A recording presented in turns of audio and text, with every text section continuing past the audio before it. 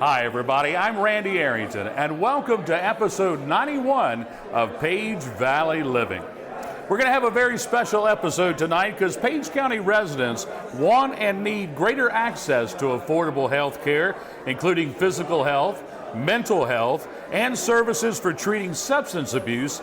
And this is all according to extensive surveys that have been conducted by the Virginia Health Department and the Valley Health Hospital System.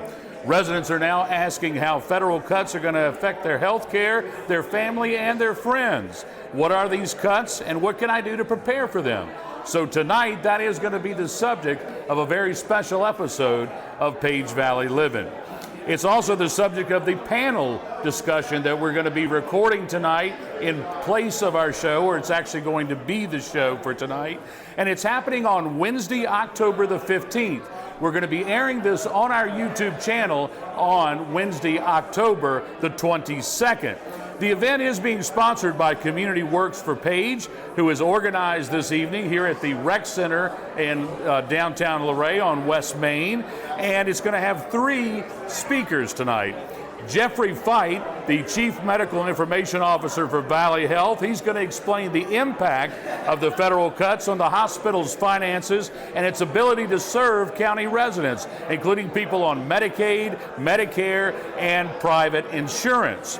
Then Nick Fadley, who's the Executive Director of Strength in Peers, which provides services for treating substance abuse, including through a program for the Page County Sheriff's Office. She's going to explain how federal cuts have impacted their programs. Then Dan Sullivan, who is with Enroll Virginia, a nonprofit program that helps residents get and keep coverage under Medicaid and the Affordable Care Act and other health care resources. He's going to explain the hurdles and the cost the new federal law imposes on children, parents, and seniors, and also the disabled. So sit back and listen now as we're going to go through this about 90-minute program as our episode to this week for Page Valley Livin'. If you like the episode, make sure you hit the like button and make sure you subscribe to our YouTube channel at Page Valley News. You can type it right in the search engine on our YouTube channel. And we're going to get underway tonight. Skip Halburn is going to be the moderator of tonight's event, along with our 3 expert speakers. And we're going to get underway with that right after a word from our sponsor. At Luray Caverns, from well-lighted paved walkways, explore cathedral-sized rooms with ceilings 10 stories high, and walk among huge chambers filled with towering stone columns. Come visit Geology's Hall of Fame, only at Luray Caverns. Visit them online at luraycaverns.com to plan your trip today.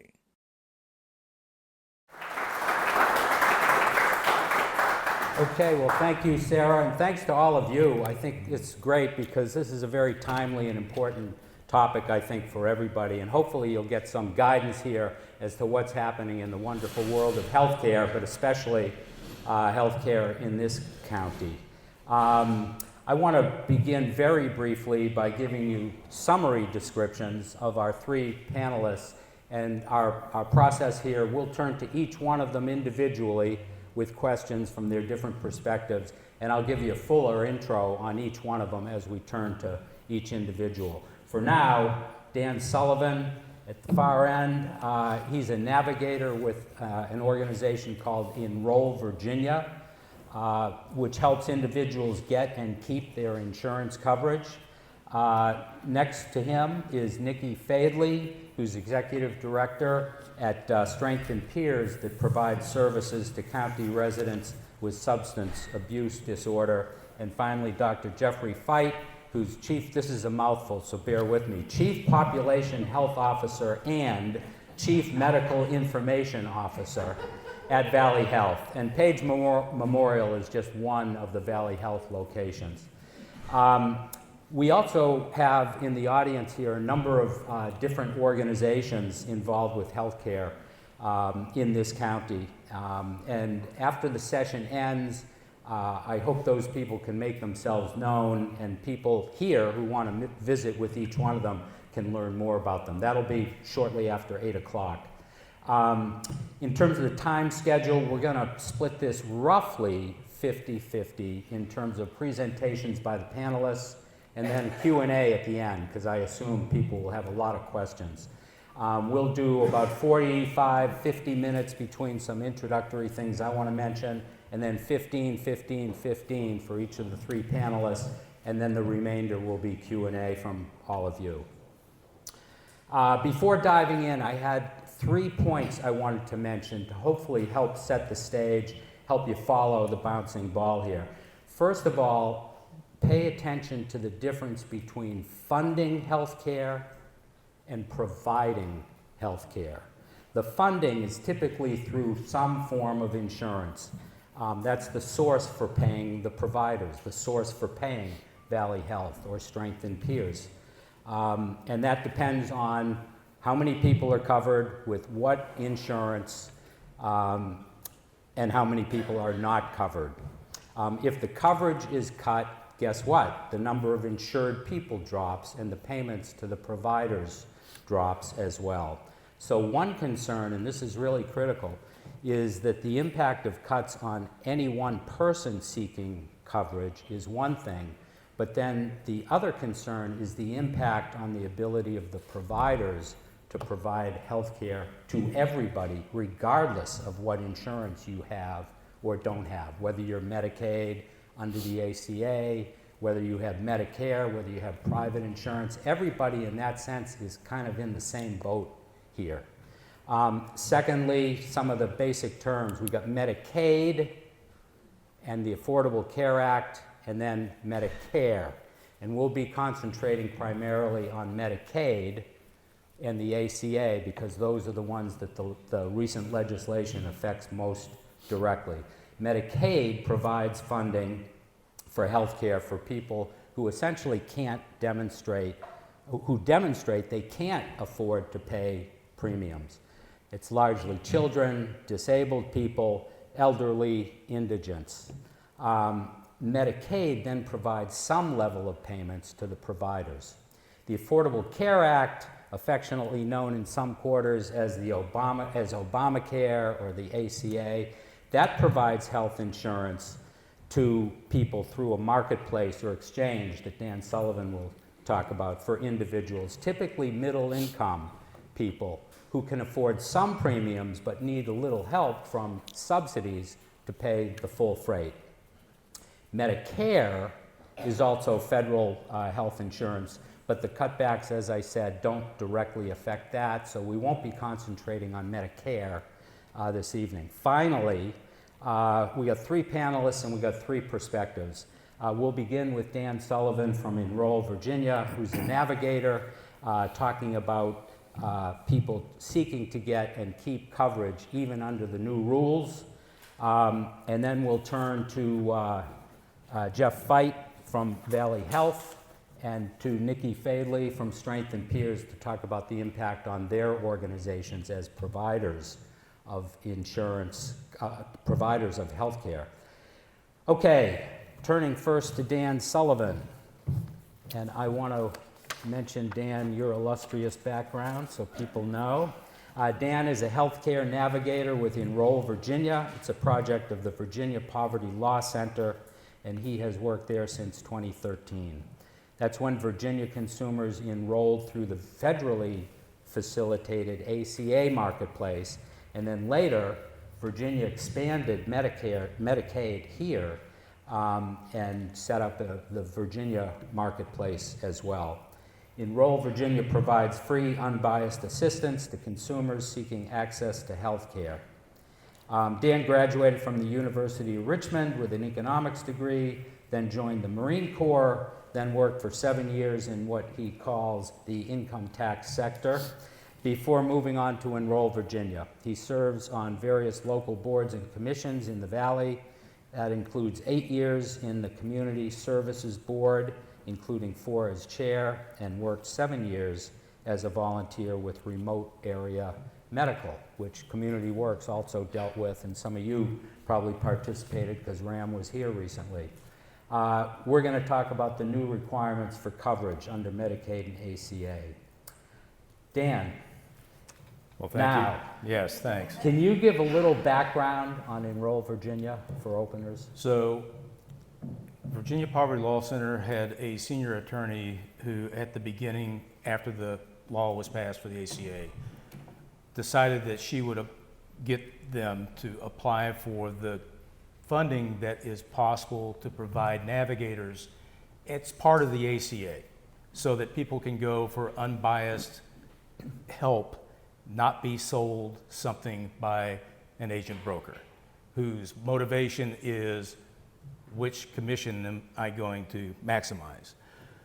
And Jill wrote it up, won it, and stole a senior attorney from Enroll America, which no longer exists.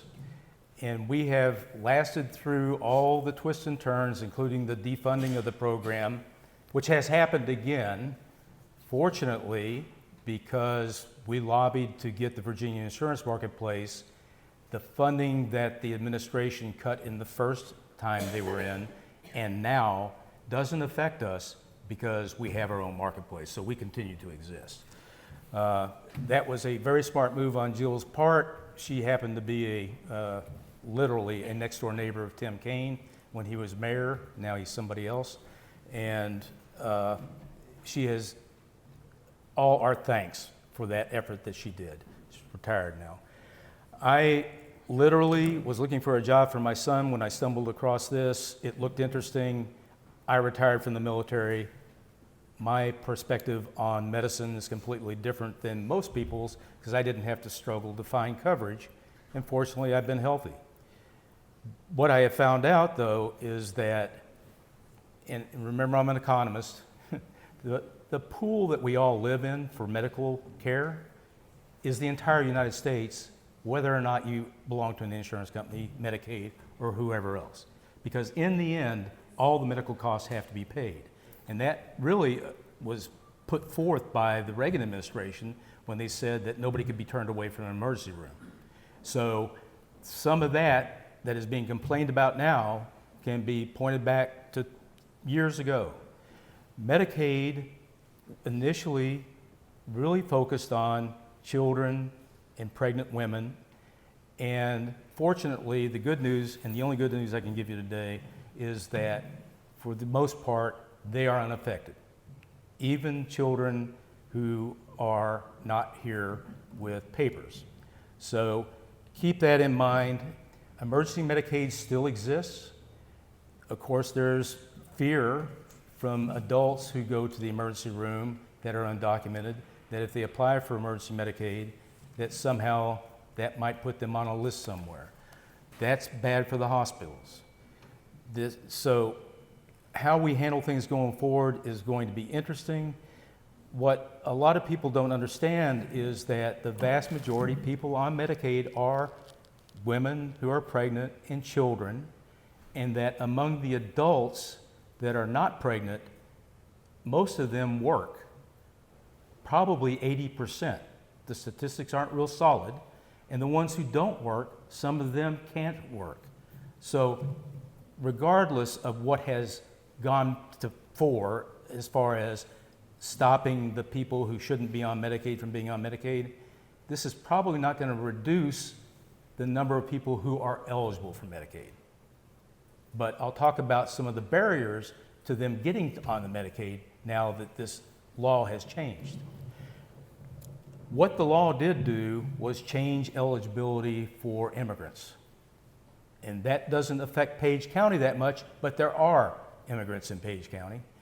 And before, there was a seamless coverage set that allowed immigrants who are not eligible for Medicaid, which are many, because you have to be a green card holder and be in the United States for 5 years to be eligible for Medicaid, could enroll in the federal marketplace or the state marketplaces. Now that has changed. I'll address that a little bit later. It basically excludes everyone except those 5-year LPRs, the special immigration visa individuals. Those are significantly the Afghans that we kind of left holding the bag and brought to the United States. The Ukrainians are also among that set. And then anyone who has been involved in trafficking, or Cuban and Haitian immigrants, which seem to always remain a significant case. And then there's the Compact of Free Association, which are those islands out in the Pacific that are associated with us, and we accept them as part of us. Now, except for them, the others are going to have to find some other way to get coverage.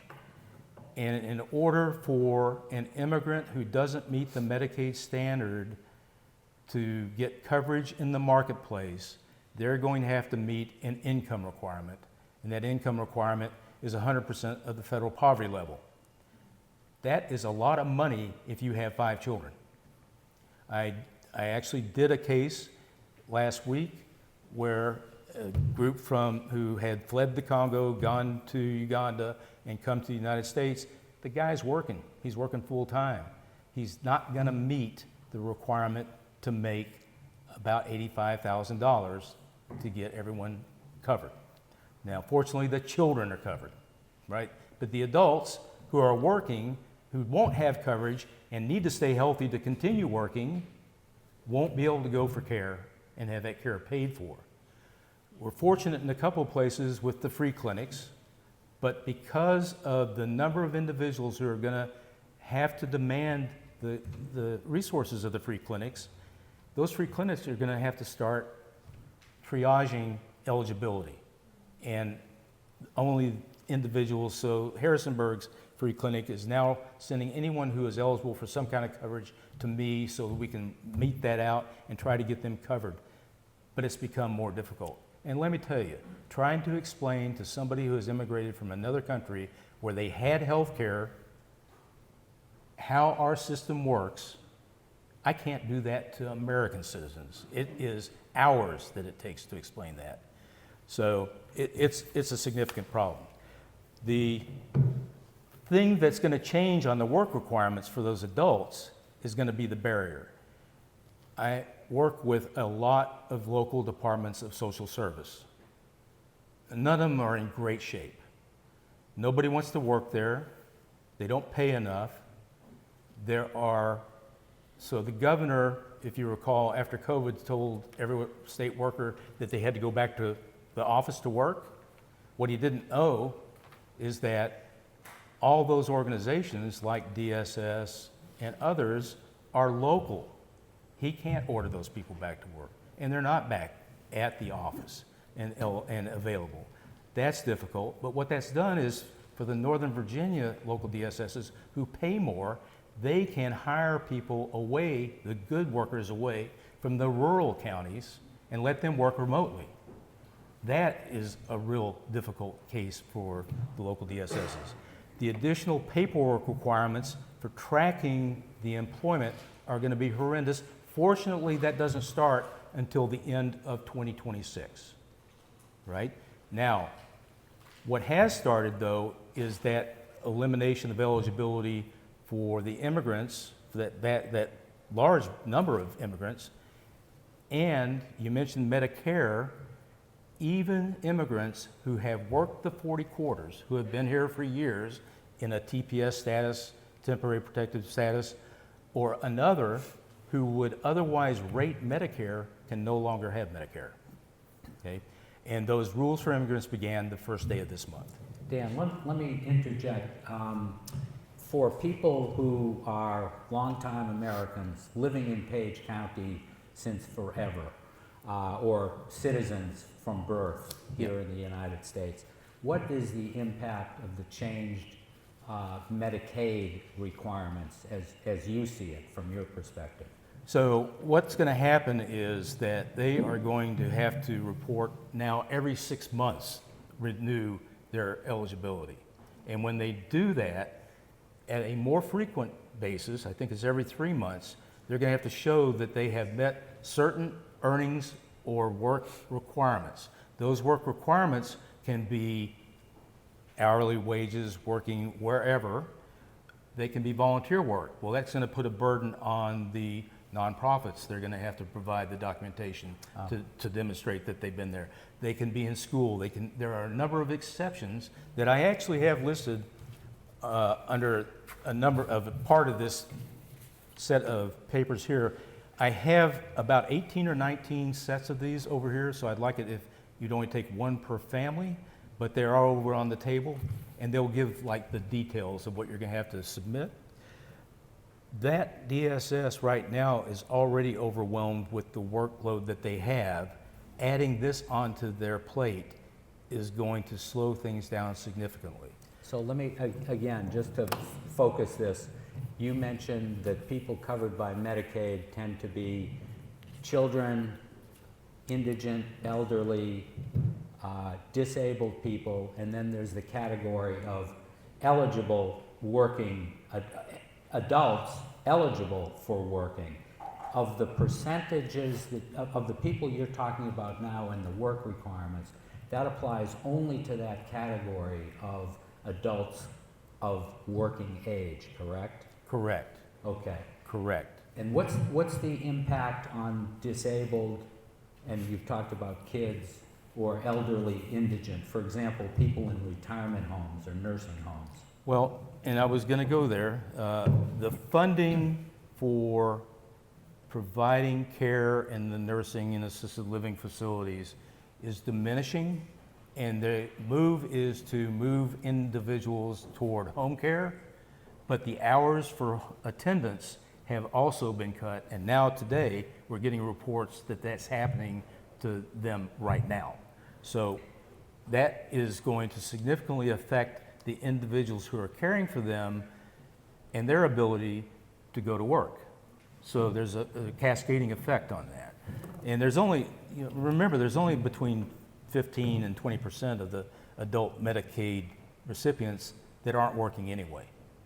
Now, the requirement, what's really difficult is for like self-employed individuals who have to track their own hours and prove that they've had the income and the expenses, which, having been in the tax industry, I can tell you everybody's really sloppy on that. And the DSS is going to try to educate them, but they just don't have the time to do it. And I don't know how they'll be able to keep up with it. And then having to report and renew every 6 months, the tendency is going to be that they'll be off the rolls. Now, for the elderly that lose the coverage that would help pay for that assisted living, their families are going to have to take over their care. Now, why would they, I've got the benefit of not knowing a lot about this, so I get to ask the dumb questions. Why would the elderly indigent no longer qualify for coverage under Medicaid? It's not that they don't qualify for coverage under Medicaid, it's that the benefits are going to be restricted. It's that the benefits are what? The funding is going to be restricted. So you would be, there's a limit to how much is funded for that. So not everybody can get that. I see. And remember, there are limited numbers of beds in the facilities. But that's also going to affect the facilities. They are going to have to end up closing because they're not going to have the payers anymore. Okay. So, and there's a whole lot in Virginia of very small assisted living facilities.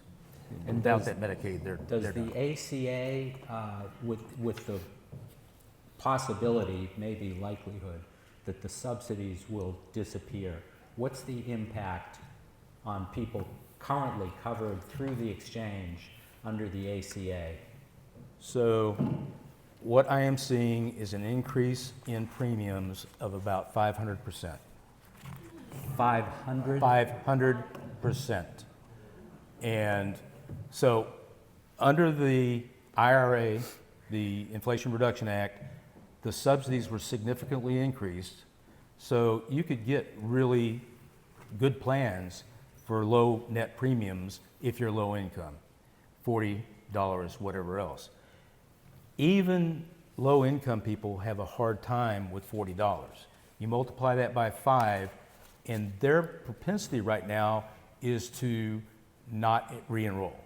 What I'm trying to explain to them is that they should enroll, and if not in one of these really good plans that you're eligible for because you can't afford the $200, enroll in one that you don't have a premium in, that covers, your primary care, your preventive care, and your drugs, so at least the hospital can get paid and you can get some financial assistance to get that bill out of the way. Because remember that about 50% of all bankruptcies in the United States involve medical debt. And, you know, I was encouraged to take a look at what bankruptcies have happened, what has happened with bankruptcies since the Affordable Care Act, and I did. I looked up the Western District Bankruptcy Court of Virginia. And before the ACA, they were handling about 10,000 filings per year. At the ACA, it started to diminish in a nice little slope, but once Medicaid expansion occurred, it dropped dramatically. We are now at 50% of the number of bankruptcies filed every year that there were prior to the ACA. That's 10,000 versus, it's actually below 5,000 bankruptcies per year now. And that is really important for all of us. Now, so there's all kinds of theories, you know, social theories, and remember that economists are sociologists who like math. So we like to study behavior, and what I can tell you from and this is somewhat anecdotal, but I deal with these guys all the time, and I know some of these people I help, I've been helping for 10 years. I've watched them go through heck, and they struggle to get access to care. So even though Medicaid, for instance, expanded and allowed adults to have dental care, finding a chair at a dentist's office where they're going to take the Medicaid pay is very difficult. So just because you have coverage doesn't solve the problem. Fortunately for other medicine, you're better off, but for behavioral health, you're not. We'll get to that Yes. with Nicky for sure, but let me ask you one last question before passing the torch to Jeff here. What's the impact that either you've seen or you expect to see in terms of opioid treatment, for example, of cutbacks in Medicaid, the threatened cutbacks in the ACA? So that's a real problem because those individuals who have those problems now, they meet one of the criteria for not having to meet the work requirement if they're in treatment. Okay? So the treatment can get paid for, but Nicky can address this better than I can. People wander in and out of treatment, and that will keep them from being able to get treatment going forward.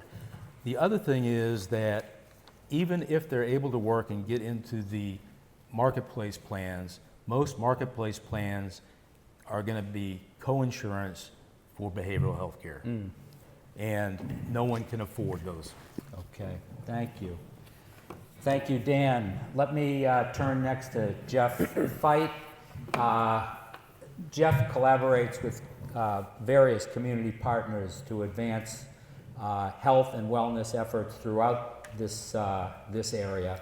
Joined the administrative team at Valley Health in 2012, was Vice President of Medical Affairs at Page Memorial Hospital.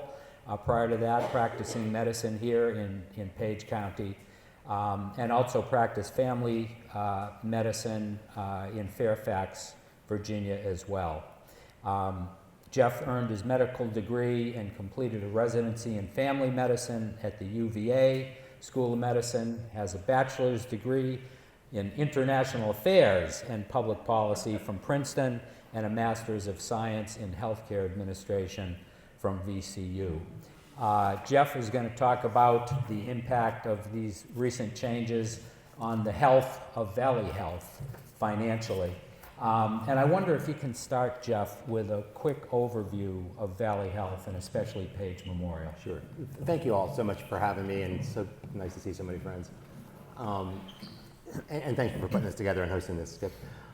So as I think you all know, Page Memorial Hospital, which has been here now for 80 some odd years, has been part of Valley Health since 2009, I think. Valley Health has 6 hospitals throughout the valley in Luray in Warren County, Shenandoah County, in Winchester, and then 2 small hospitals in West Virginia.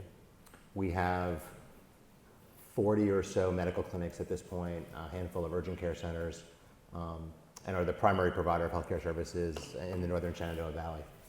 And we're really privileged to do all that work. We've grown, we were looking at this not too long ago, we've grown by about 50% in the last 6 years.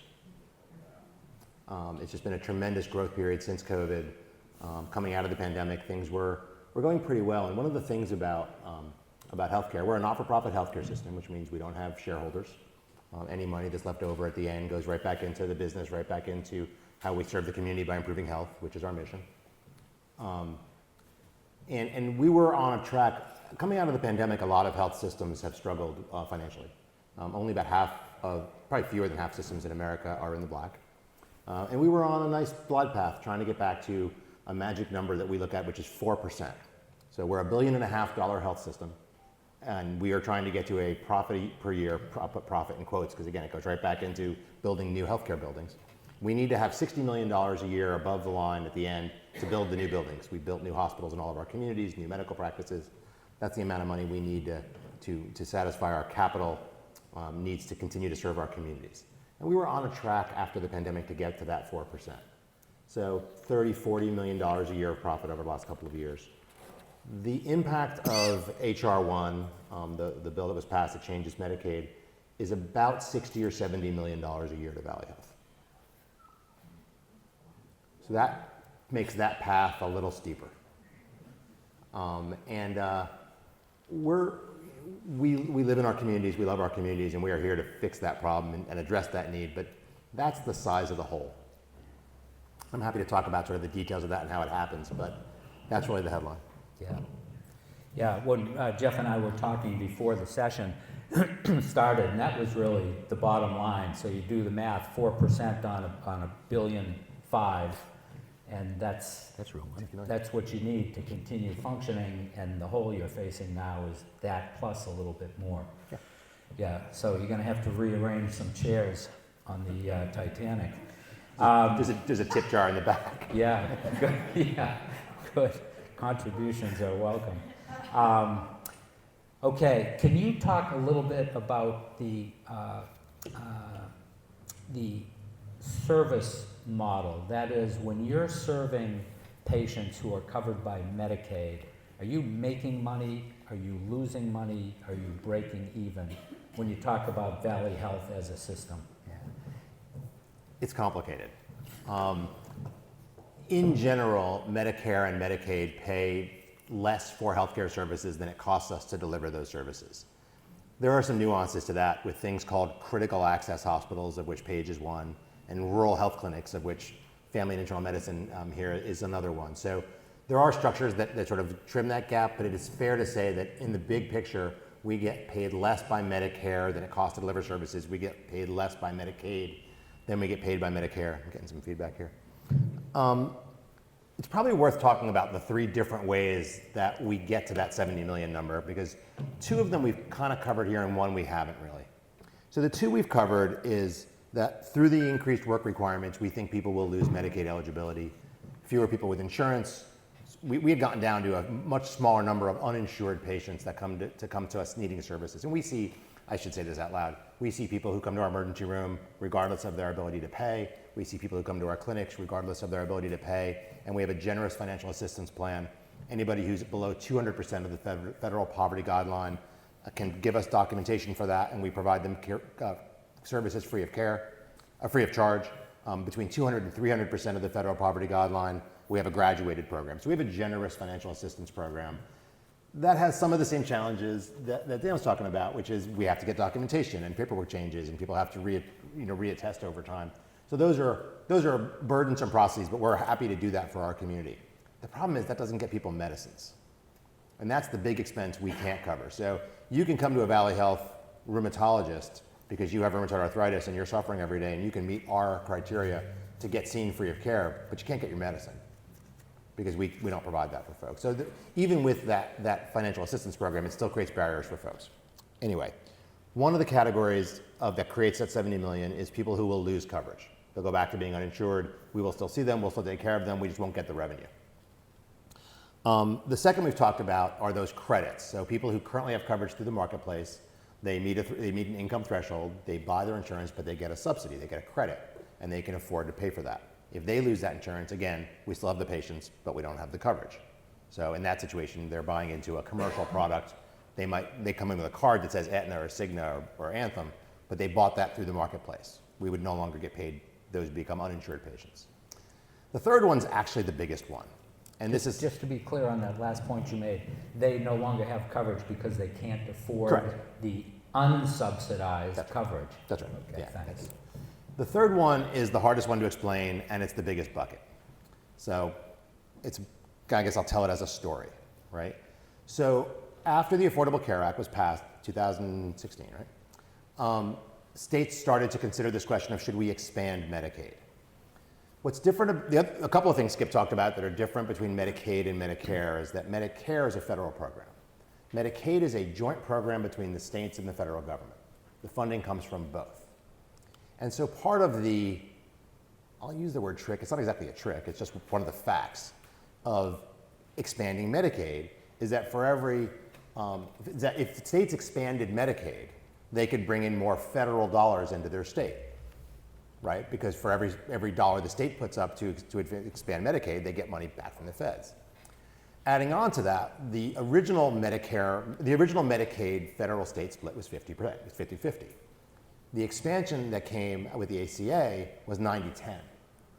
So for every $1 you put in on the state side, you get $9 on the federal side, incentivizing states to expand Medicaid.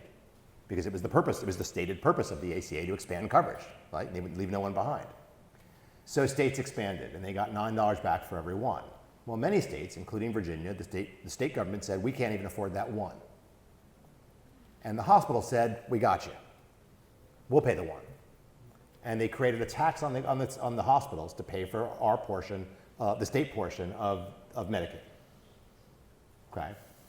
So what happens when you unwind that, which is what's happening here, is we lose that expansion. Right? We lose the ability to bring federal dollars in, and it reduces the amount of money we can draw from the federal government to cover the Medicaid patients. So even folks who have coverage, that rate comes down. So two of the things that change our payment are based on the number of people covered. One of them is based on the rate that Medicaid will pay based on those changes.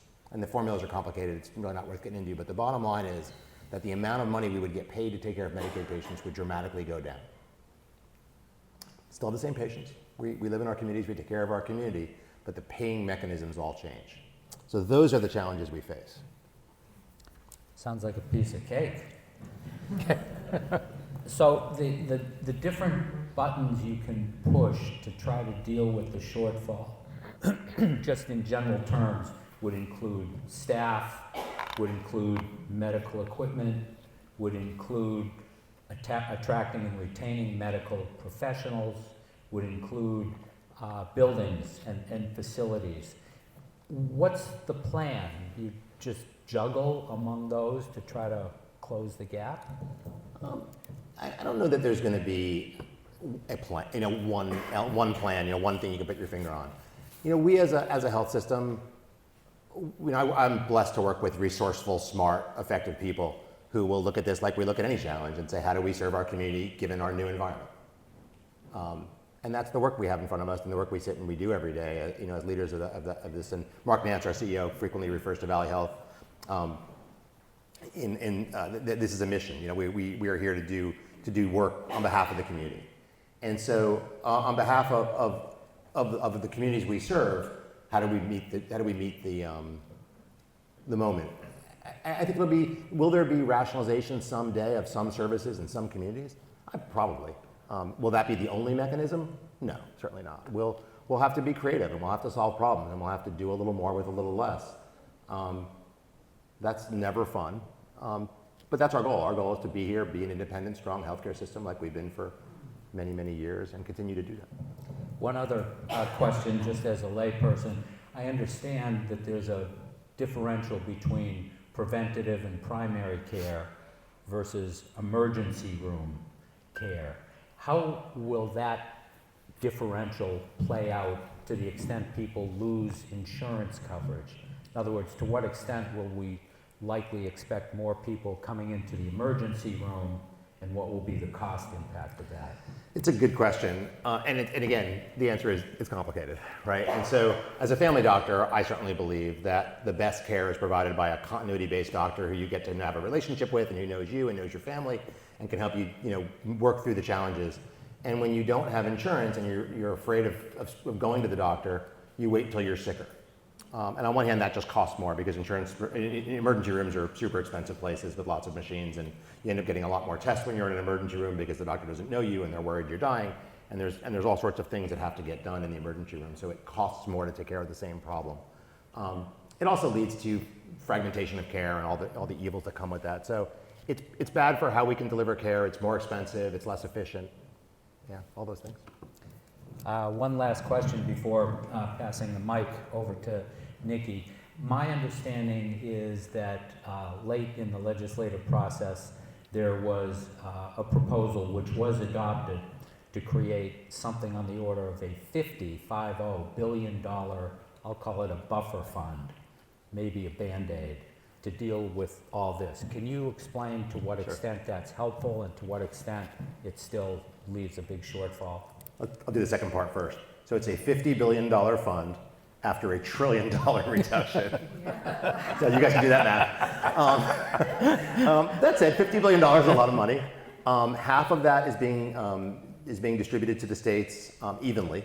So that's without regard for population. So Hawaii gets the same amount as California. The other half is a competitive process where we will be applying as a state. So the Commonwealth will submit an application that may or may not get additional funding from the other $25 billion, and that will be judged by the current administration as to which state is most deserving of that funding. We've been working with the Virginia Hospital Association to craft a, let me do that. It's just how it works. We're working with the Virginia Health and Hospital Association, and we've put in a series of ideas on how we think we can transform rural health. Everything from getting funding for workforce development so we can develop more nurses in rural America, to working with an AI company to develop a programming so we can help folks with their advanced directives. Lot just different ideas, ways we think we can impact rural healthcare, and applying for that money, and we'll see how that goes. That's in process. At Luray Caverns, the Smithsonian Jeff. Institution said, quote, "It is safe to say there is probably no other cave in the world more completely and profusely decorated than that of Luray. Come see Mother Nature showing off, only at Luray Caverns. Visit them online at luraycaverns.com to plan your trip today."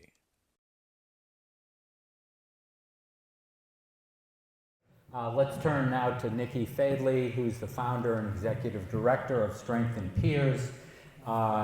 Nicky reports that her work is really grounded in her own lived experience dealing with mental health recovery and overcoming trauma, and she focuses on developing peer recovery support programs and advocating for those who struggle with behavioral health challenges. She's got over 12 years of experience in the field of nonprofit public health, including 7 years in grant writing and program management.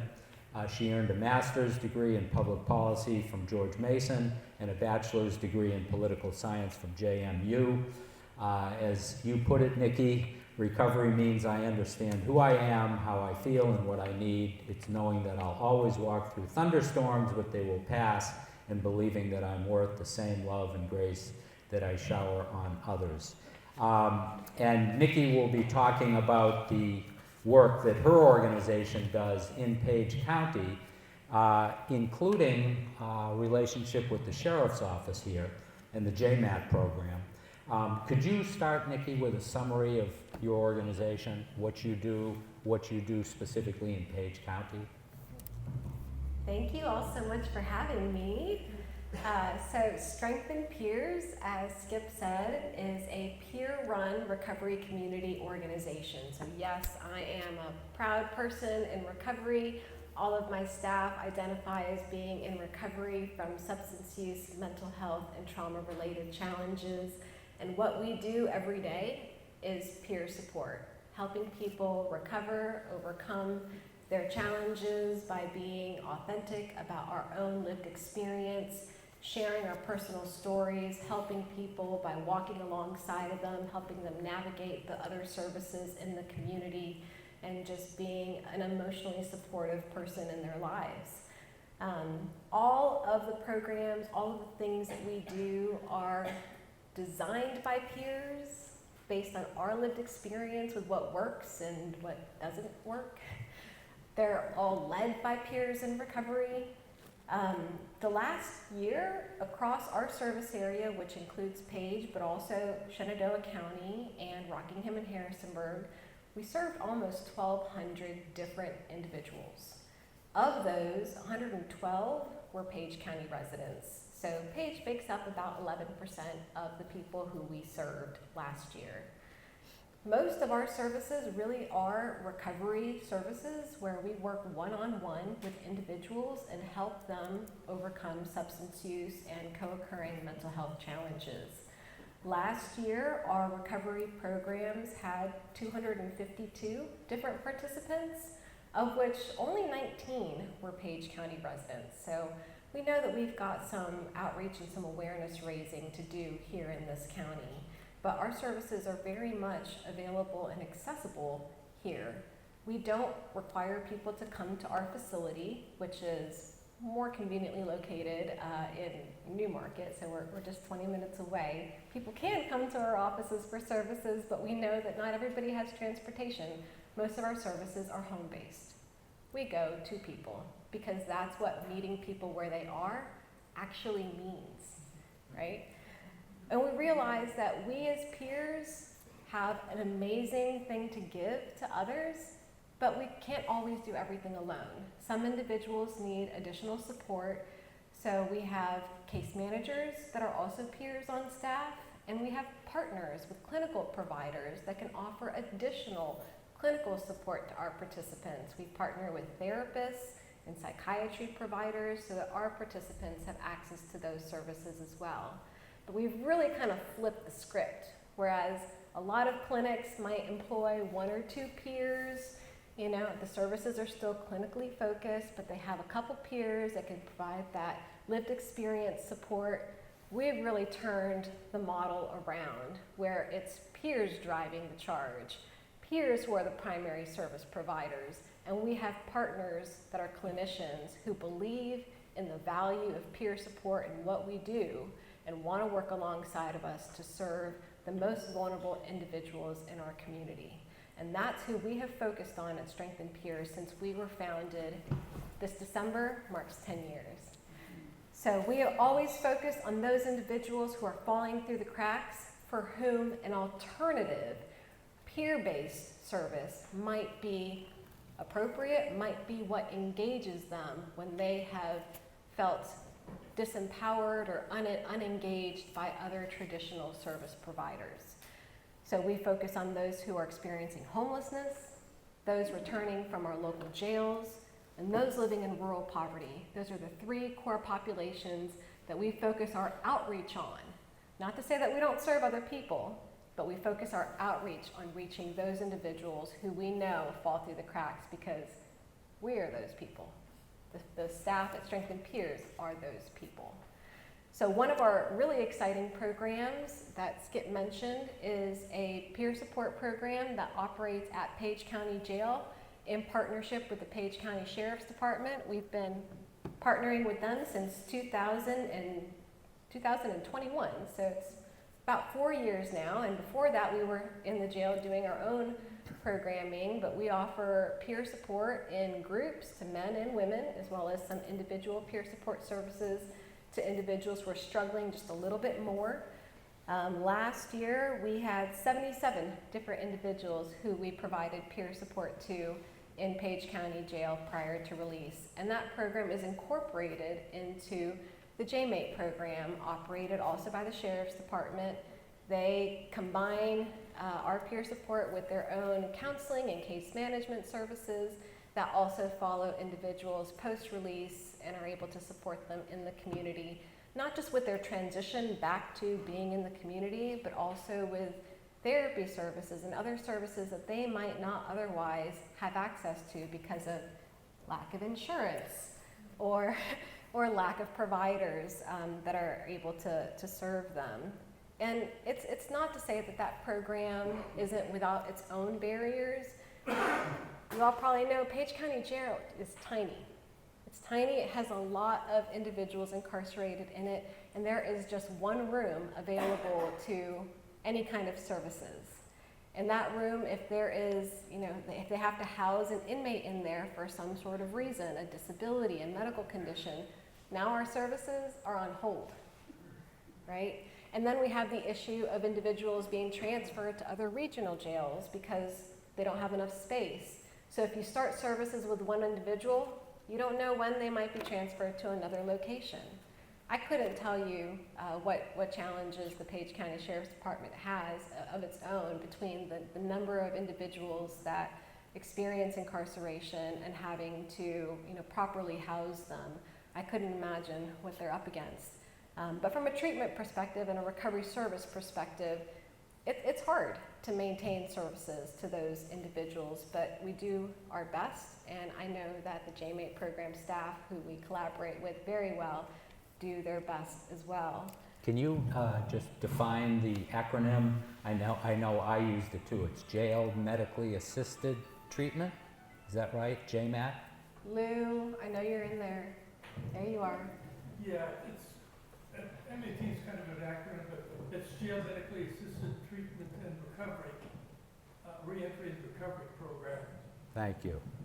Thanks. And I wanted to ask you, Nikki, my understanding is, and I found this really interesting, that there's this linkage between not just the individual who's suffering from the substance use problem, but the family, and that frequently that means you lose your job, and that means businesses can't get the employees they need.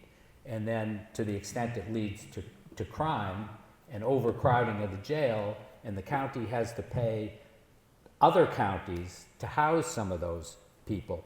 And so it's a huge problem with many, many different facets to it, including taxpayers in Page County. Can you talk about the extent to which there's a need for your services in this county in particular? Yeah. In the past 10 years, we worked not just in Page County Jail, but also in Rockingham-Harrisonburg Regional Jail and Middle River Regional Jail in Verona. Between our homeless services and our homeless outreach and our jail in-reach, it's a revolving door. We see the same people experience incarceration, come out, fall into homelessness, fall back into addiction, return back to jail, and just keep on cycling in and out. I can't imagine. I do know some of the impacts on families. If these are your daughters or your brothers or your mothers, you can imagine what kind of impact that's going to have on you, on your family. We have way too many kids who are being raised by their grandparents because their parents are stuck in these cycles. And we don't have enough recovery support services, enough treatment services to really help individuals and help them when they're ready. And one of the things that was mentioned about having Medicaid and the challenges with not only applying for Medicaid and having that application processed, but then having to renew it over and over again. When you are struggling with substance use and you are ready today, and you need somebody to help you today. If you have to wait for your Medicaid application to be processed, and that might take a few weeks or months, that bed at that treatment facility is going to be gone by the time you're ready, and you might be waiting even longer. Or if you have to reapply every 6 months, is that insurance going to be available when you're ready to grab a hold of recovery, to embark in the services that you are looking for and that you need?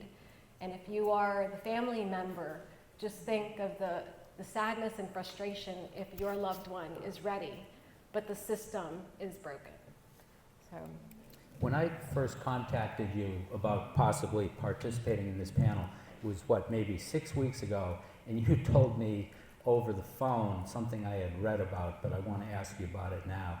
And that was the federal grants that you had recently unceremoniously lost. Can you talk about what those grants were to what extent they're important to your organization, and the circumstances surrounding the notice that you got or didn't get. This year has been a roller coaster. I think for all of us, all Americans, all of us, it's been a real roller coaster.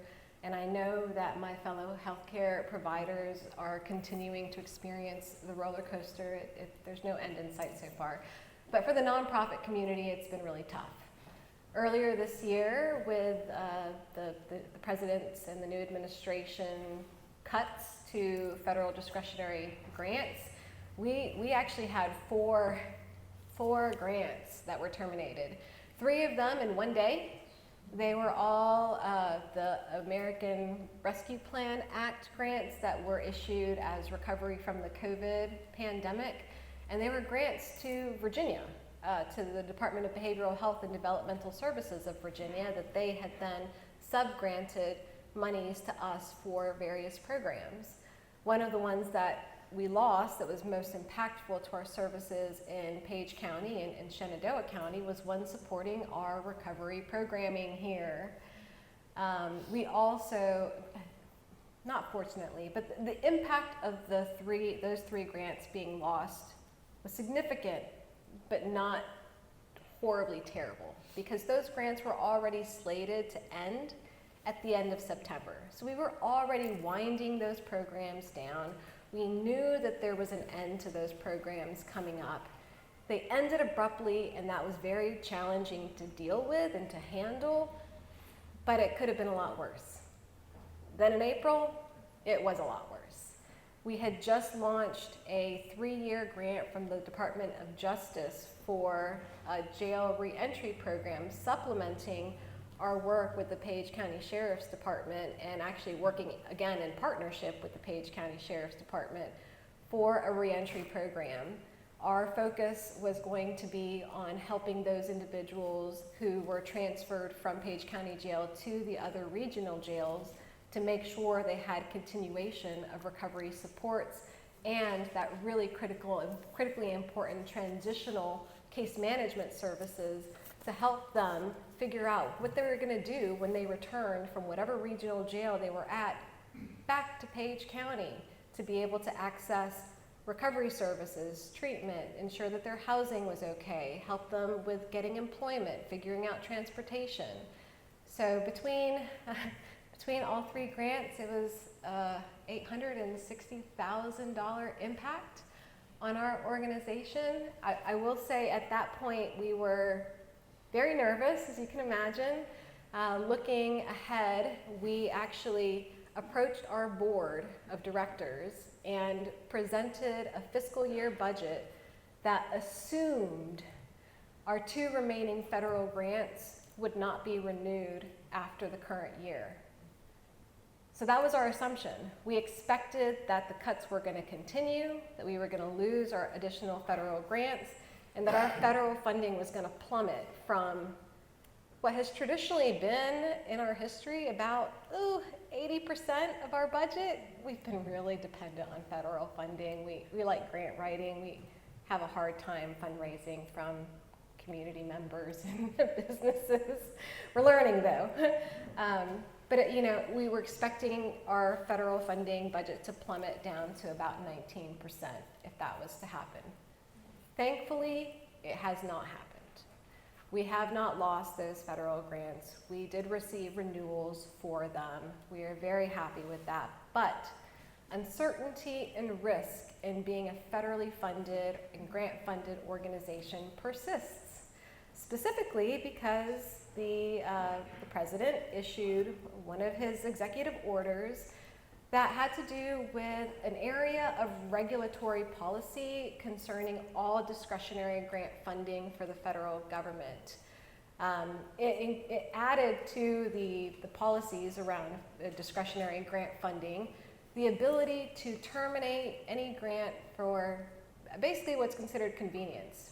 For anything, they could cancel any grant if they decide that it no longer supports the administration's policies or direction without notice. Prior to that, the Federal regulatory policy was that you would at least get 30 days notice.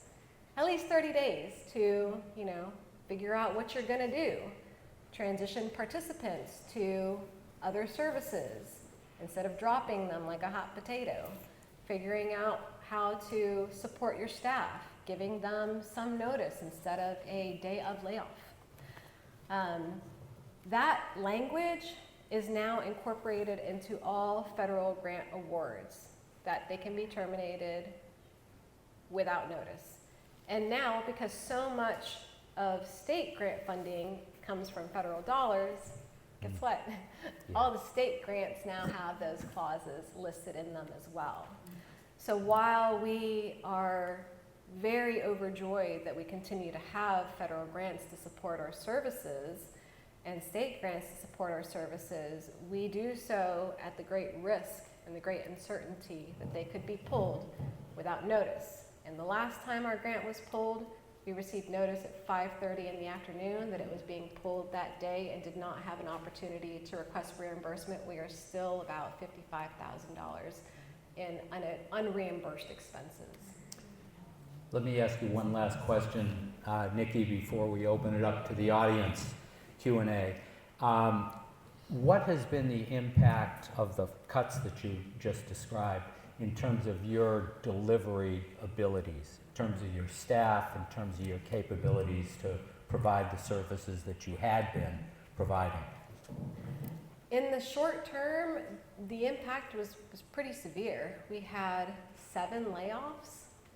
Of those, 4 were new market staff that were serving Page County and Shenandoah County. So the majority of the impact was actually on our service capacity here in Page and Shenandoah.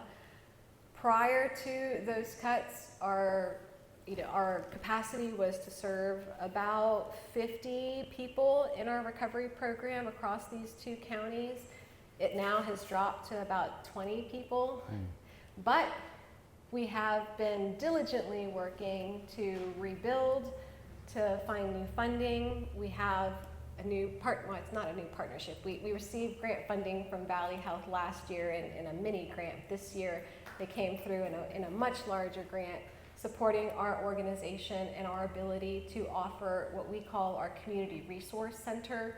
So it's not just that we do recovery services. We are really out there to reach individuals who are struggling, and our Resource Center offers individuals information and referrals to community services, additional help applying for public benefits. If it's a hard case, we call Dan. Help trying to put together resumes and apply for jobs or look for apartments and things like that. And again, people don't have to come to us. We go to them. Home visits, meet you at the library, let's meet for coffee. We go to people. And so we've had grant funding come through from Valley Health. We've had some additional grant funding come through from the Department of Behavioral Health to hire on another peer specialist who'll work in our New Market office serving these communities. What started off looking like some really kind of dire straits, we've been really able to turn around Right. and have a budget even a little bit higher than last year's budget. So we're really, really blessed and really thankful. Thank you. Hang in there. Okay, we've got, in one moment, we want to open it up for questions from the audience. There's one fellow, Bob Ritchie, who's with the Rappahannock Rural Health Network. Should be tracking their blood pressure, maybe their other health data, but maybe doesn't have the financial means to buy the equipment to use at home. See me in the back of the room. I'll sign up. We have some free information and also free equipment for folks in that situation. If you don't see me today, just reach out to Sarah. She can always track me down, and I can get it to you. That's it. Thank you. I was just going to say, can you also highlight the resource table off to the side? Oh, yes, and thanks for plays from the sideline here. There's a resource table off to my left on that wall, and after we wrap up this evening, anybody who wants information ought to head over there, and there'll be a variety of people from a number of nonprofits, including what Bob just mentioned, to provide you more information. And you can rush the stage here to our panelists and assault them with more questions if we don't answer all of them from the floor. So with all of that, anybody have a question they want to pose? Charlie? As our economist Dan said, healthcare is a nationwide need, and it does have impacts when you cut back. I wondered if Dr. Feit, I know that Valley Health is trying everything you can to make sure that those impacts are minimized, but what are some of the real things that those of us with insurance might expect? I think it's a little hard to predict. I mean, it's a lot of money to figure out how to catch up. And when we talk about those challenges, we talk about how to grow into them. We're really lucky to have a community where we can continue to expand the services we offer, our cardiac services, our oncology services, our other services in Winchester, and we think we can grow some of that back. And I think it'd be irresponsible for me to guess at what the impact could be long term. I think what you say is fair, which is that less money is less money, and it's hard to figure out how you're going to manage in that situation. I'll add one other thing which is related to this. One question is, how do you get folks to do work maybe that cost a little bit less, or where you can find some economies? Another challenge we haven't talked about is the decrease, well, not the decrease, but the surcharge on H-1B visas. The $100,000 surcharge is a big deal for rural healthcare.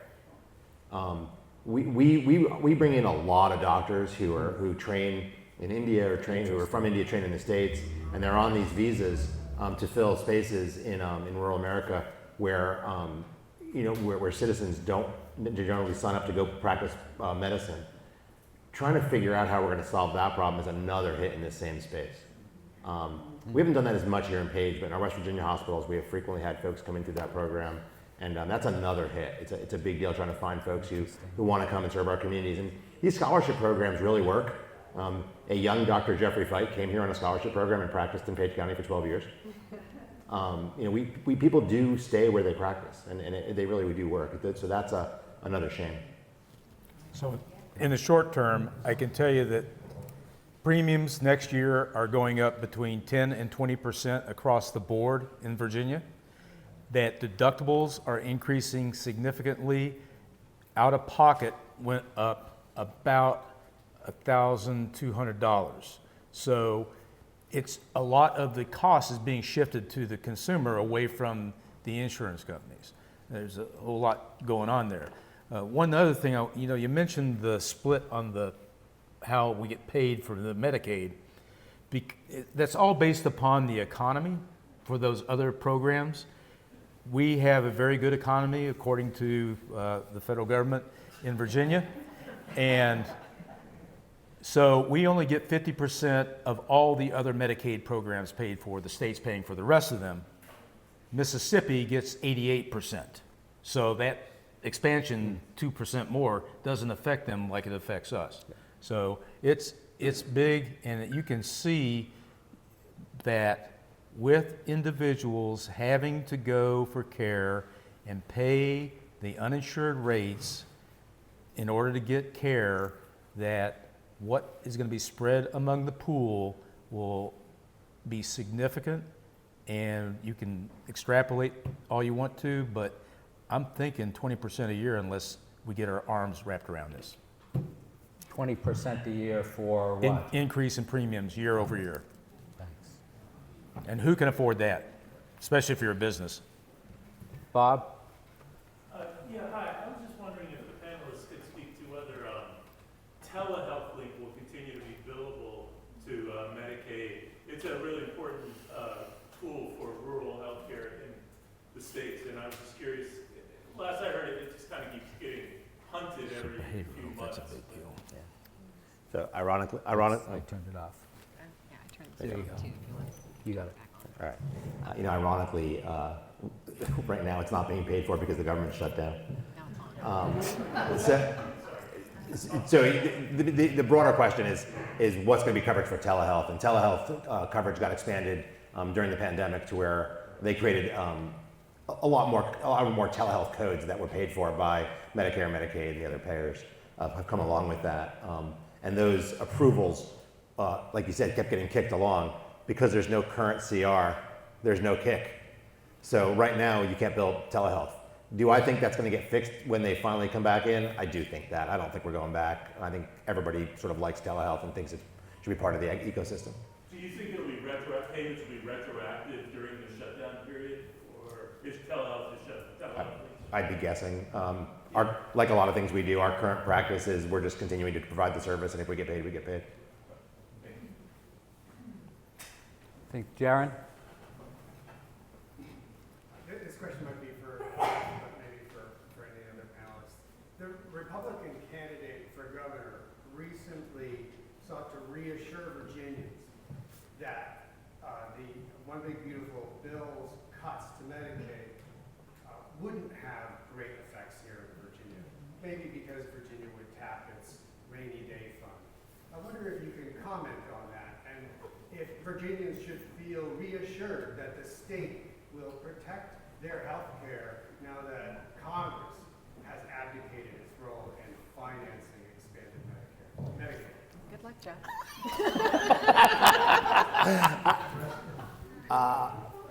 What was the question? So, Frederick County's own Winsome Sears. I mean, clearly, we've talked about the impacts we think will happen based on the way it's currently written. I do think there's an assumption on the part of the federal government that the states will need to pick up some of those cuts and try to make the states whole. If that's her plan, I haven't heard that, but I mean, the governor would have the ability to make up some of it. I think we've stated what we believe to be the current reality, and if she's saying something different about that, it might be based on what she plans to do. But I wouldn't know that. Anybody else? The rainy day fund is not a bottomless pit. It will run out. If I could just ask a follow-up, roughly speaking, how much could it make up for the decrease in federal funding for Virginia's expanded? If I were going to guess, 9 months and be done. I think, Ryan, you had a question? Yeah, hey, thank you so much. So, Dr. Feit, this will kind of be more a question for you. So you mentioned that $60, $70 million hole. I guess I'm wondering specifically how that will affect our hospital here in Luray, if you can speak to that. And then second question, sorry, you too. So we rely a lot on Valley Health with some of the projects that we have coming up as a county. We partner with them. Could you speak to how you anticipate any of those impacts could be felt as well? Again, we don't have current plans for any specific reactions to what's happening. We are in planning mode, we're in growth mode, we're trying to figure out how to get back on track to this trajectory that we've been on. So I don't think that answer really changes. How does that impact Page Memorial? It's probably better to talk about it this way. It's not going to be one thing, right? As we try to stay competitive with our nurses' salaries, how much we can raise a pay grade, whether we can raise it 90 cents or whether it has to be 75 cents, it ends up working like that, right? It's a general decreased ability of generosity in the different decisions we make. And that impacts all of our health system, right? So it's not that we're going to say we're not going to spend this $60 million here, because that's just not the way our business operates. It's that we have 100 decisions we make over the course of the year, each of which might be worth a few $1 million. And each of those decisions has to be made a little more carefully as we try to grow back into this grade, right? So I think that affects Page just like it affects everywhere else, except that in Page, it's a little harder to recruit nurses and it's a little harder to recruit doctors. And so do the rural communities sort of take that on the chin a little more? I think in that way they might, because I think that it's harder sometimes to get those folks here. You guys are really lucky to have a lot of folks who grow up here and want to work here, and nurses who work in this hospital who are from here. So that doesn't change. But the H-1B visa thing makes it harder to recruit doctors to rural communities. And I think those general categories of decisions where we have to weigh one thing against another just become a little bit harder as we try to grow back into this. Remind me the second half of your question. The second half of the question was just kind of related to some of the projects that the county looks to partner with Valley Health. We rely on some grant funding from you all, and some of those, again, some of those partnerships, we really rely on funding for you all. So I'm just curious what you all are thinking or anticipating some of those effects on some of the projects coming up. Yeah, again, I'm not sure that I know the answer to that. I will say, and this is just to sound like a shameless plug for Valley Health, but I had the opportunity to present to our board yesterday the Community Health Needs Assessment, which Jason Craig, who many of you know, is our Director of Community Health, does an amazing job. We're just finishing the planning for our 2025 Community Health Needs Assessment. And in presenting that, one of the things is that we are in the middle of a capital campaign. Hospital systems do capital campaigns. They typically raise $30 million or $20 million to build a new cancer center, build a new wing of a hospital. We're in the middle of a $30 million capital campaign that's entirely committed to community health. It's access to our four health needs that are, well, three of the health needs that are being addressed in our last survey. Access to care for chronic diseases. So one of the things we're doing is raising money to build some new cardiology services for chronic diseases. We are going to be setting up 2 mobile units, one for mobile cancer screening and which is a mobile health unit that can go out to folks' homes for folks who can't get in to see the doctor and do telehealth from their home to those folks. And then we're building a $10 million outpatient mental health facility on the campus of Winchester Medical Center. That's why we need to remain an independent, strong healthcare system, because there's no way HCA ever does that when they own a hospital. They don't do a $30 million community health capital campaign. It's the importance of being lucky to be who we are and get to serve these communities the way we want to. So, sorry, shameless plug for Valley Health, but will that change over time? I mean, one way we get money is we raise it. The other way is we see patients, and that's how we are able to do what we do. Linda? Two questions. One, I have a geriatric, severely mentally ill cousin who is in a facility. How will the cuts affect her? Because she's totally supported by, I guess, Medicaid or SSI, and I'm very concerned. I mean, she can't live on her own, she can't work, and none of us can take care of her. She in She's got Virginia? dementia on top of it. She's not in Virginia, but just generally speaking, this population, geriatric, psychiatric patients, how are they going to be affected? It's a little scary if their care, they can't advocate for themselves, and if the care is being compromised, cuts being made and there aren't enough caregivers, it's already a difficult thing. Could people hear the question? People in the back? Okay. I think, Dan, this might be up I'll your take a alley. swing. So, and this is what I tell all the groups that are being laid off, and I address a lot of companies that are closing in Virginia. They are going down, and there's a federal program for us to come in and talk to them. Every situation, every household situation is different, so I can't really specifically address that. What I would imagine is that the threat to the facility closing is as great as a threat to her losing some kind of funding for care.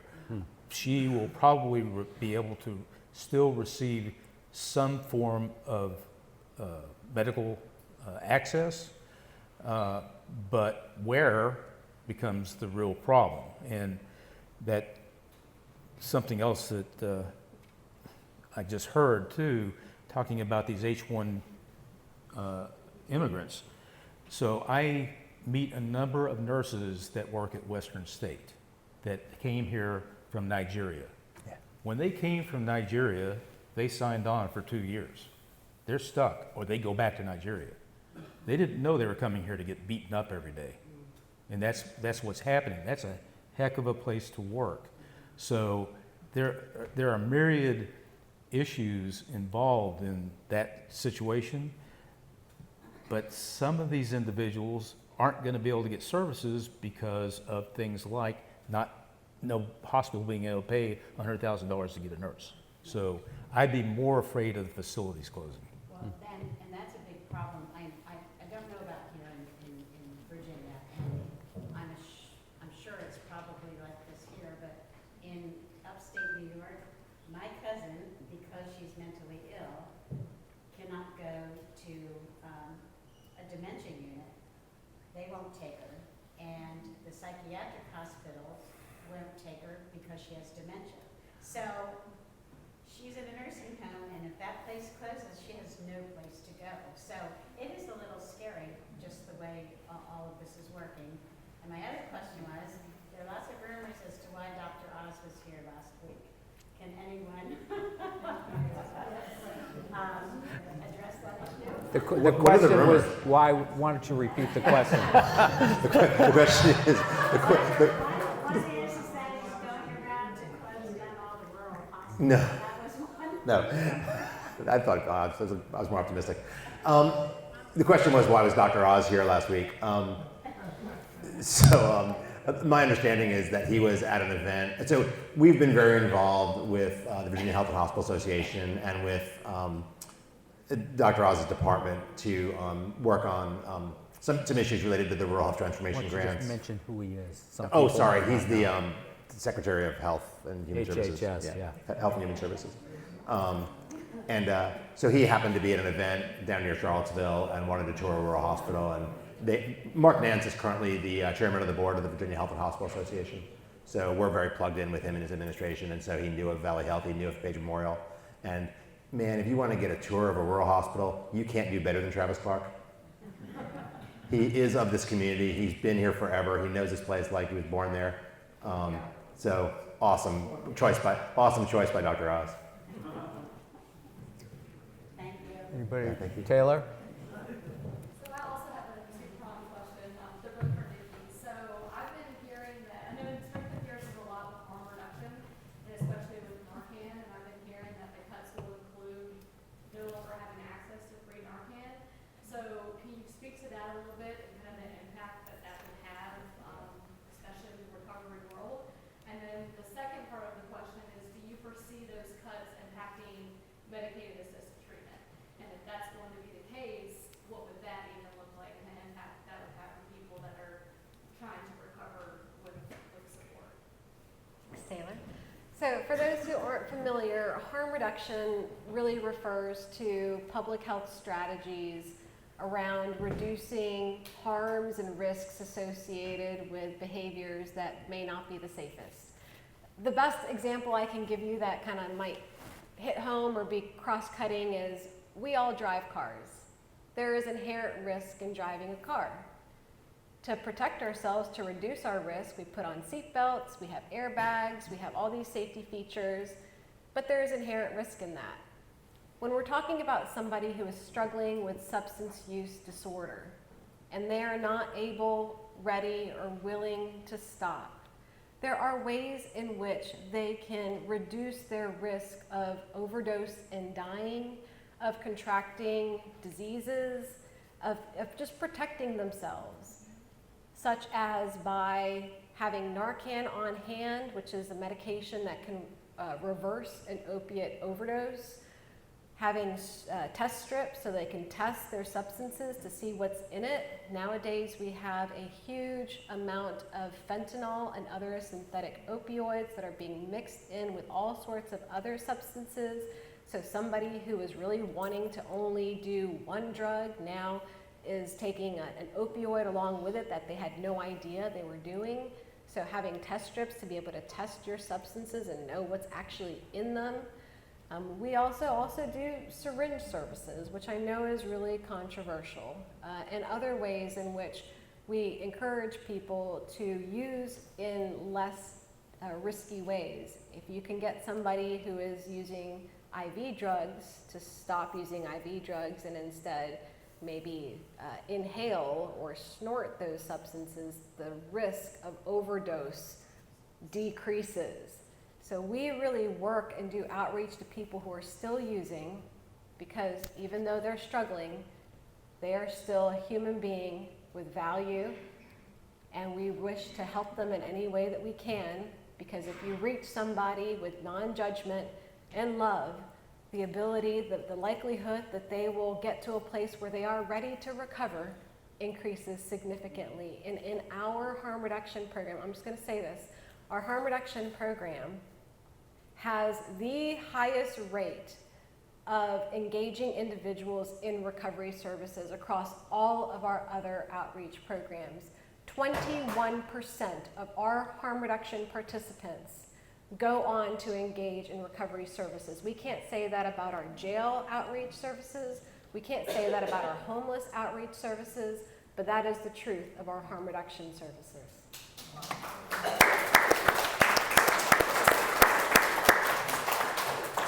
the federal government has come down really hard with another executive order to eliminate any federal funding for harm reduction services, specifically for syringe services and other supplies that can help somebody go from using drugs in a more harmful, more risky way to a less harmful, less risky way.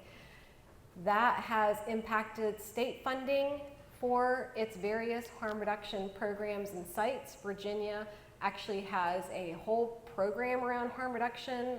To be a syringe service provider, you actually have to undergo a rigorous process that includes a final authorization by the Virginia Commissioner of Health, which puts us under legal protection so that our employees and our participants cannot be prosecuted for paraphernalia, for having syringes and whatnot. So there's that protection. So it's a very well overseen program in Virginia.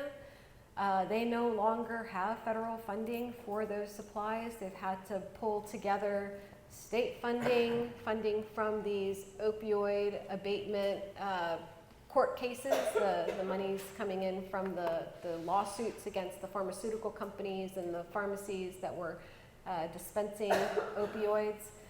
So the state has been actively working to pull money from other places to support their harm reduction sites. And one of the most exciting new programs that Strengthen Peers is launching in the next couple months is actually tied to our harm reduction program and our Department of Health partners, where they are supporting us to help women who are still using and who are pregnant and who are having babies, to provide them an incredibly intense level of support.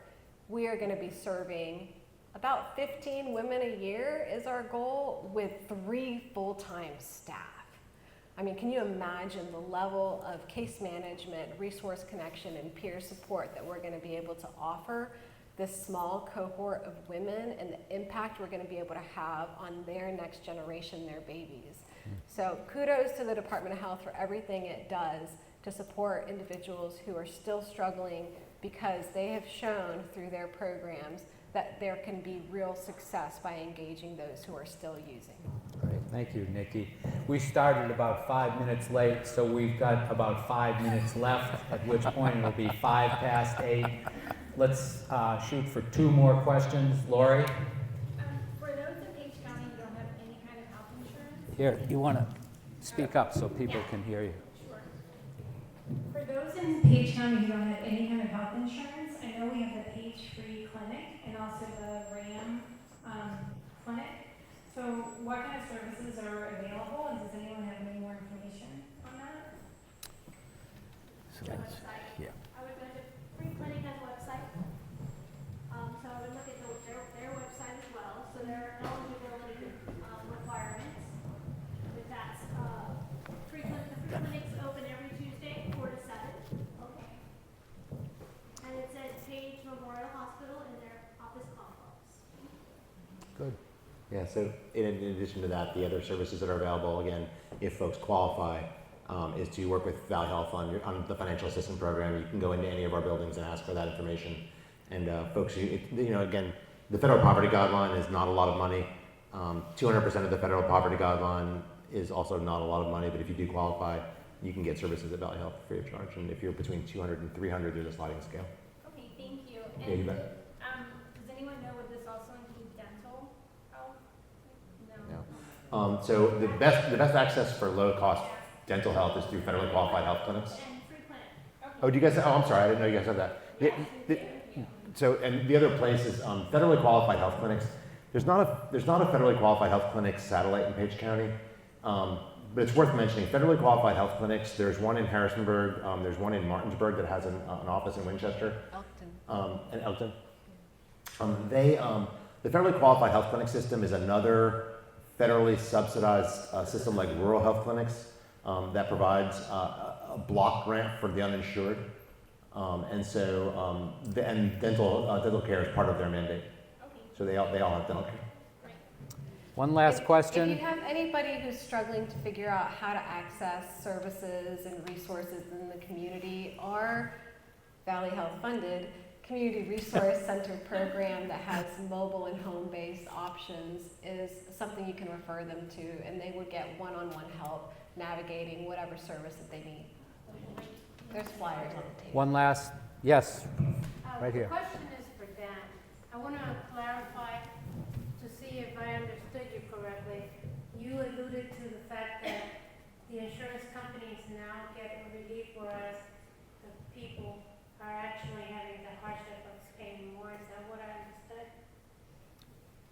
Say that again, please. Okay. When you mentioned where the insurance companies were getting kind of a relief, but that's how I interpret it, whereas now the people have to pay more, pay extra.